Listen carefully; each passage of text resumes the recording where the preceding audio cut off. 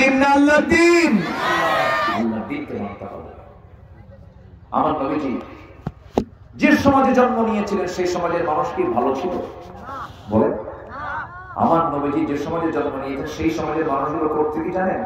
আল্লাহর ঘর কাবাকে সামনে রেখে উলঙ্গ হয়ে তওয়াফ করত। কি হয়ে? উলঙ্গ হয়ে। মানুষ কতটুকু লজ্জাহীন হলে পরে একজন মানুষের সামনে আরেকজন মানুষ উলঙ্গ হতে পারে।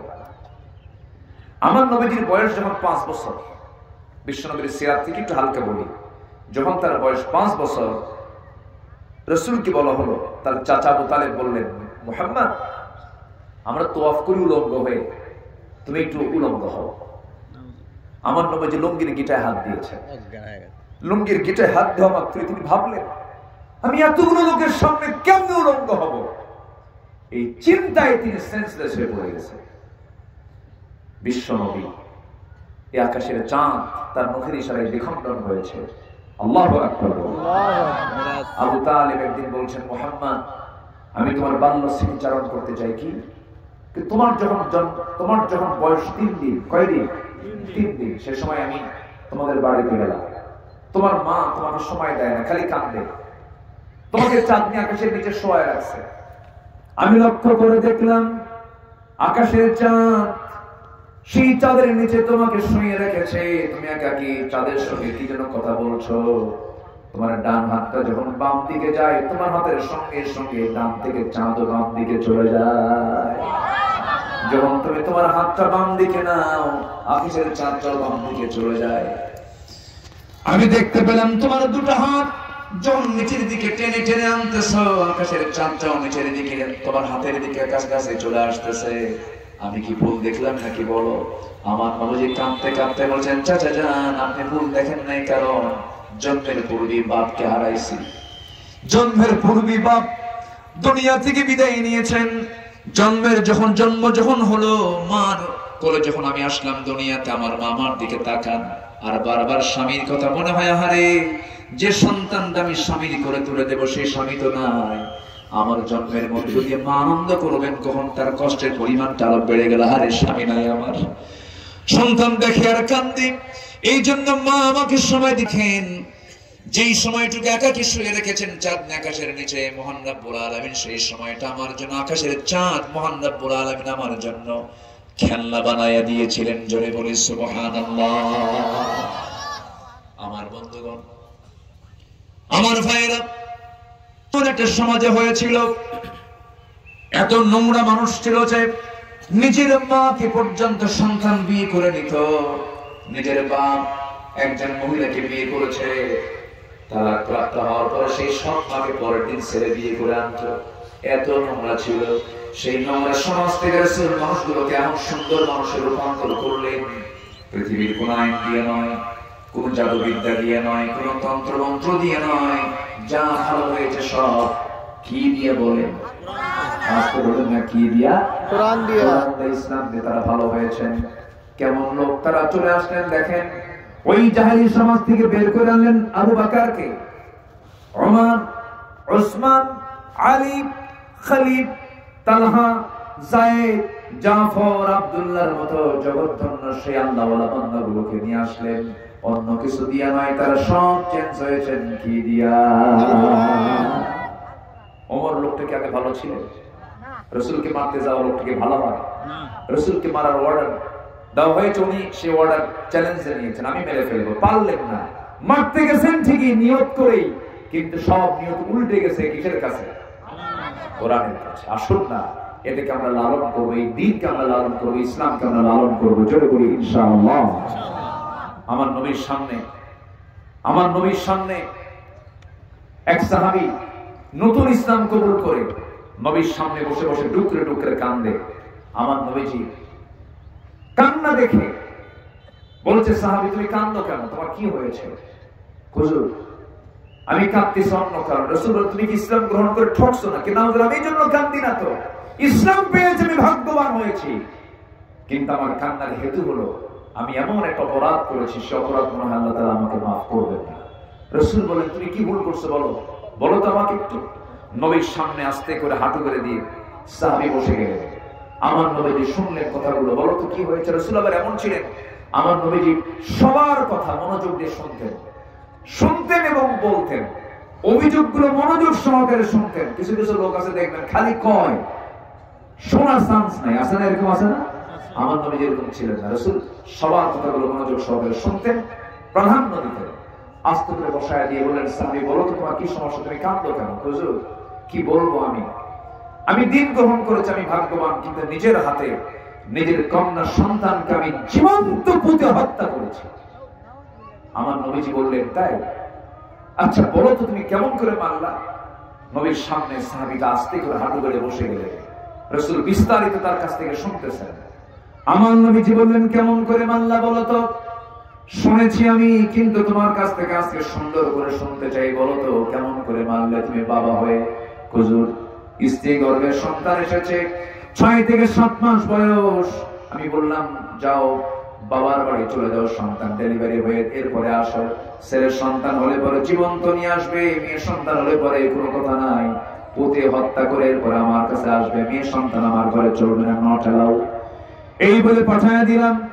সন্তানটা 9 মাস পূরণ হওয়ার পরে ডেলিভারি হয়েছে। আমার স্ত্রী আমাকে জানান দিয়ে দিল সন্তানটা মৃত হয়েছে, কিন্তু সন্তান যে মেয়ে হয়েছে আমাকে আড়াল করে অন্য বাড়িতে ধীরে ধীরে বড় করে।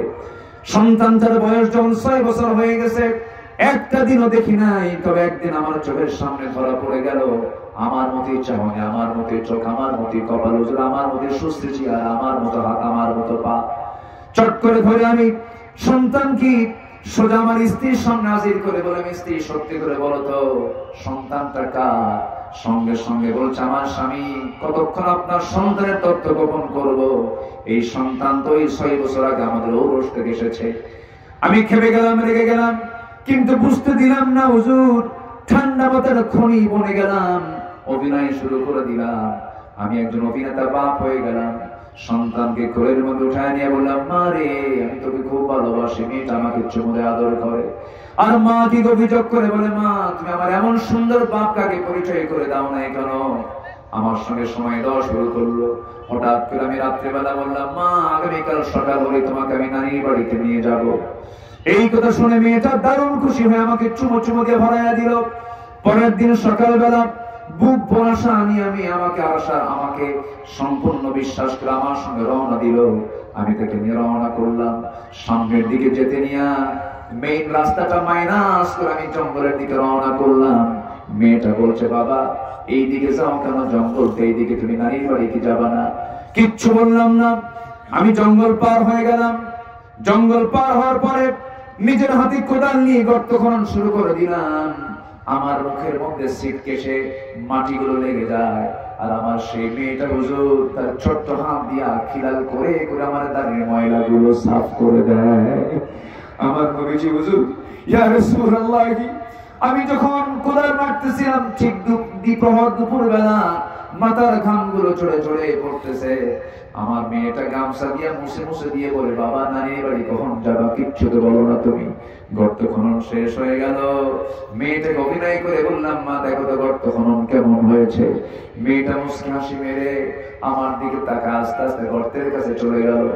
গর্তের কিনারায় গিয়ে উকি মেরে যখন দেখতে লাগলো, চট্টগ্রামে পিছন দিকে চলে আসলাম দোকান দিয়া। মেয়েটাকে পিছন দিক থেকে এত জোরে ধাক্কা মারলাম, এক ধাক্কা মেয়েটা গর্তের মধ্যে পড়ে উপর হয়ে পড়ে থাকলো, আবার চিৎ হলো। দুইটা হাত এক জায়গায় করে বলছে, বাবা বুঝতে পেরেছি তুমি আমাকে এই জায়গায় কেন নিয়ে আসছো। আমাকে মেরে ফেলবা তুমি? তুমি আমাকে মেরে ফেলার জন্য নিয়ে আসছো? আমার মার কথাই সত্য হয়ে গেছে, তুমি আমাকে আজকে মেরে ফেলবে। বাবা সত্যি তাই যদি হয়, তোমার কাছে শেষবারের মতো আজকে একটা প্রার্থনা করব। আমি তোমার কাছে প্রাণ ভিক্ষা চাবো, একটা বারের জন্য আজকে আমাকে বাঁচায় দাও। বিনিময়ে আমৃত্যু চেহারা তোমার সামনে আমি কখনো দেখাবো না। বারবার হুজুর বিরণয় করলো, দিল করলো না। পাষাণ হৃদয় পাষাণী থেকে গেল। শিরকিয়াতের কারণে, জিহালাতের কারণে, ঈমান না থাকার কারণে পাথর নিয়ে আসলাম। বুক বরাবর জোরে মেরে দিলাম, পাথরটা ছুড়ে মেরে দিলাম। ফিঙ্কি দিয়ে রক্ত বের হয়ে গেল। পাথর চাপা দিয়া, মাটি চাপা দিয়া জনমের মতো নিজের হাতে খুন করে দুনিয়া থেকে শেষ করে দিলাম। হুজুর কোনদিন মনে হয় নাই, কিন্তু আমার আজকে 10-12 দিন যাবত ইসলাম কবুল করেছি। রাতের বেলা যখন ঘুমাতে যাই, আমার মেয়েটা যেন পিছন থেকে বারবার আব্বা আব্বা বলে ডাকে, আমার ঘুমাতে হয় না। আমার নবীজি সাহাবীর মনের অশান্তি দূর করার জন্য বুকের সঙ্গে জড়িয়ে ধরে চাপ মেরে ধরে সাহাবীকে সুন্দর করে কপালে চুমাকে দিয়ে বলছে, সাহাবী রে, চিন্তা করো না, আমার আল্লাহ তো রহমান, তুমি যে বড় দোষটা করেছো, এই খুনটা করেছো, ইসলাম গ্রহণের মধ্যে দিয়ে আল্লাহ পাক এই গুনাহ তোমার জীবন থেকে সাফ করে দিয়েছে। আমার ভাইরা, ওই অসভ্য মানুষগুলোকে এক সুতার কাঠিতে আবদ্ধ করেছেন, এক লাইনে নিয়ে এসেছেন, এক পদ্ধতিতে নিয়ে এসেছেন, শুধুমাত্র একটাই কারণ, সেটা হলো ইসলাম দিয়া তারা ভালো হয়েছেন, কোরআন দিয়ে তারা ভালো হয়েছেন। আমার বন্ধুগণ, নবীজি চেষ্টা কম করেন নাই, 40 বছর পর্যন্ত চেষ্টা করে ব্যর্থ হয়েছেন, কিন্তু যেদিন থেকে কোরআন দিয়ে যখন চেঞ্জ করা শুরু করেছেন, সেই সময় থেকে রাসূল সফল হয়েছেন। অতএব আমরা এই দেশ, এই সমাজ, এই রাষ্ট্রকে পরিবর্তন করার জন্য অন্য কোনো বিধান নয়, আমরা কোরআন দিয়ে ইসলাম দিয়ে সাজাতে চাই। সবাই রাজি আছেন তো? সবাইকে রাজি আছেন? আল্লাহ কবুল করুন, জোরে বলি আমিন। আল্লাহ রাব্বুল আলামিন সেই জন্য বলছেন, শারা'a লাকুম মিনাদ-দীনি মা ওয়াসসা বিহি নূহা ওয়াল্লাযী আওহায়না ইলাইকা ওয়া মা ওয়াসাইনা বিহি ইব্রাহীমা ওয়া মূসা ওয়া ঈসা আন আকিমুদ-দীনা ওয়া লা তাতাফাররাকু ফীহি। জোরে বলুন আল্লাহু আকবার। আরো জোরে বলুন আল্লাহু আকবার।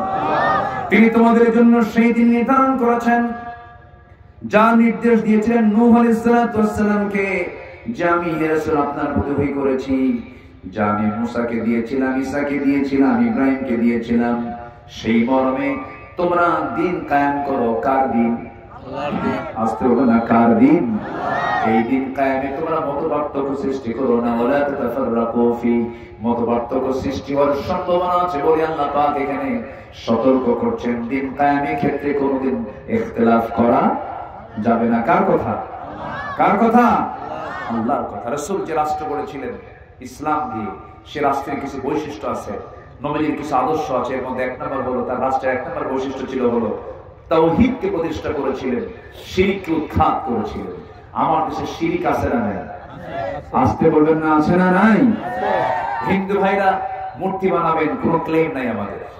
তাদের মন্দিরে তারা মূর্তি বানায়, তারা পূজা করবেন, তারা কি করবেন, এটা তাদের ব্যাপার। আমাদের প্রশংসার দরকার নাই, দুর্নামেরও দরকার নেই। প্রশংসা করলে ঈমান থাকবে না, আবার দুর্নাম করলে ইসলাম থেকে মানা করে দিয়েছে।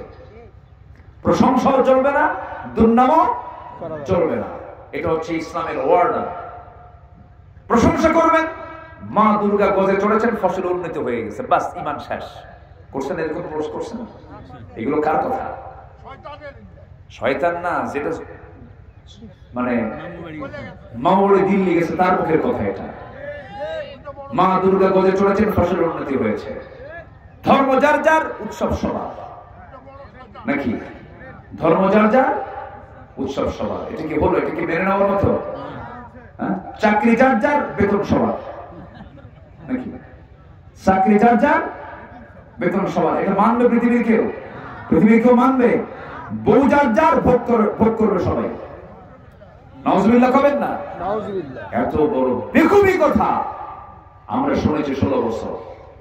আরেকজন ছিল মাইক পাইলি, কা কা করতো, খালি বলতো খেলা হবে, খেলা হবে। এই শব্দ চয়নকে একজন ব্যক্তিত্ব সম্পন্ন মুখের, মানে ব্যক্তিত্ব সম্পন্ন লোকের মুখে মানায়? গেলেন কোথায়? খেলার তো লোকই নেই, সব এখন ফেরেশতা হয়ে গেছে। ফেরেশতাও দেখা যায় না, ওদেরকেও দেখা যায় না, এই জন্য ফেরেশতাই করে নিজে নিজেই দম মারছে। হ্যাঁ, সেই কষ্ট পাচ্ছেন নাকি আপনারা? কষ্ট পাচ্ছেন? আলোচনা চালাই।